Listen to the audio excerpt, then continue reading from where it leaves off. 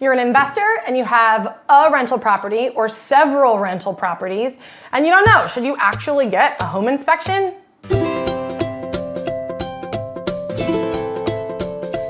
Yeah, everyone should get a home inspection.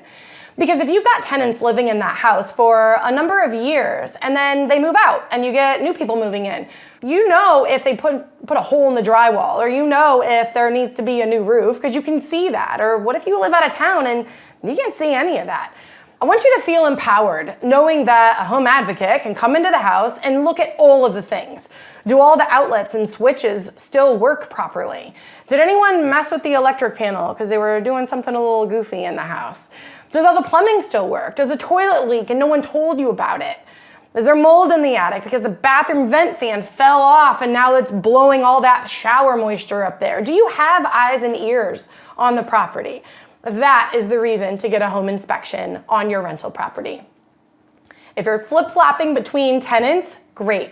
Let us get in the house and do a snapshot evaluation to let you then know how do you upgrade certain things, or what exactly do you need to pay attention to.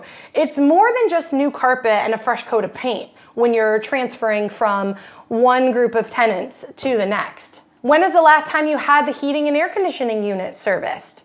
Just because your tenant didn't complain that it was too hot last summer doesn't mean that they changed the filter regularly, because no one probably taught them that that was even a thing that needs to be done. You don't know how often that we go into a rental property just to find out the tenant didn't know that they had to change the filter. So it's been years or even months since the filter was changed, and now the heating and air conditioning unit doesn't work properly because it can't suck air through the darn thing. That's really common, but it's a simple fix. So consider us your eyes and ears at the house when you just can't be.